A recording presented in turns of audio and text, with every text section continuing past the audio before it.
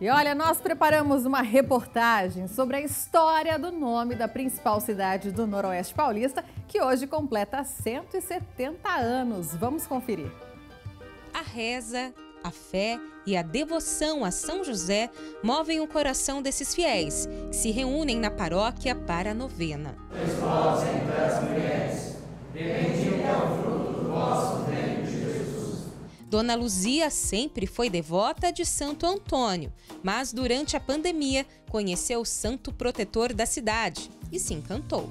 Eu aprendi com São José a silenciar, né? Porque muitas vezes a gente não sabe silenciar.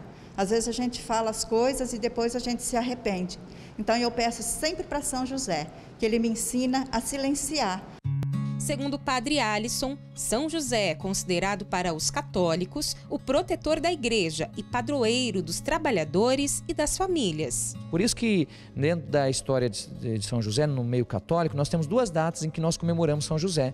No dia 19 de março, que é a data tradicional, mas também no dia 1º de maio. A figura de José, ressaltada, é do homem trabalhador, o homem que se dedicou a cuidar de Jesus por meio do seu trabalho.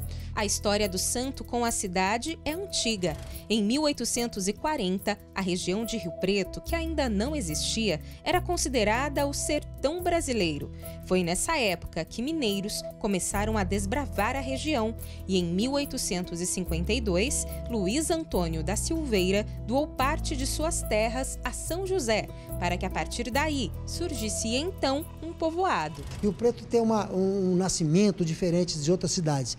Hoje, como é que você funda uma cidade? Você tem uma fazenda, você delimita e doa para a igreja um pedaço onde vai ser o Marco Zero. E o Preto vieram de Minas, os pioneiros, que receberam uma escritura de mão, que chamava, né, na época do Império, né, do Dom Pedro II, e eles vieram tomar posse aqui e fizeram a escritura de doação. Mas além de São José, o nome do município recebeu também outra influência, a do rio, que até hoje corta a cidade, o Rio Preto, que na época era uma importante fonte de água limpa para a agricultura, os animais, e hoje é responsável por 30% do abastecimento de água da cidade. Para abastecer a cidade foram construídas duas grandes barragens, né? A primeira, uns 60 anos atrás, mais ou menos, ali perto da biblioteca municipal. Mais para frente, uns 20 anos atrás, foi feita outra barragem. E essa água lá de perto do Dama vem para a estação de tratamento de água, que é ali perto da biblioteca, né? Ela é tratada e abastece a parte antiga da cidade. A nascente fica em Cedral e passa pela propriedade da família Buozzi.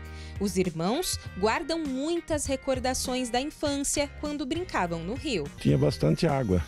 Ele tinha 2 ou 3 vezes mais água do que tem hoje, que hoje não corre mais também, né? Eu me lembro da minha mãe lavando roupa no rio. Eu me lembro da gente brincando no rio. Depois, isso criança. Depois, eu lembro dos meus irmãos que pescavam os peixinhos, a gente vivia nesse pedacinho do rio. E depois, quando mais adolescente, a gente tinha um batelão.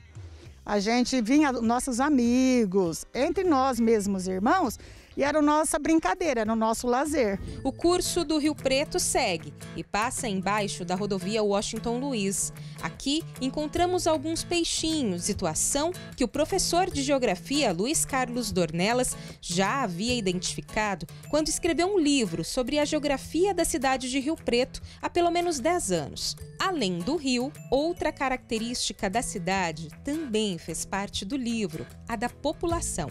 Segundo o professor, Rio Preto é uma cidade acolhedora e atrai pessoas de perto e de longe. Era bem marcante isso, a presença do pessoal nordestino, de Goiás também, que é do Centro-Oeste, né?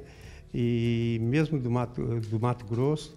Então, muitos alunos vieram para cá para estudar e trabalhar. Então, a busca do trabalho e do estudo faz com que a cidade receba bastante gente de outros estados e mesmo de dentro do estado e que aí então faz esse crescimento bastante rápido da cidade. O José Adson é um exemplo. Nordestino de Morro do Chapéu, na Chapada Diamantina, devoto de São José, saiu da terra natal para trabalhar e construir um futuro no estado de São Paulo. A cidade escolhida para realizar os sonhos foi São José do Rio Preto.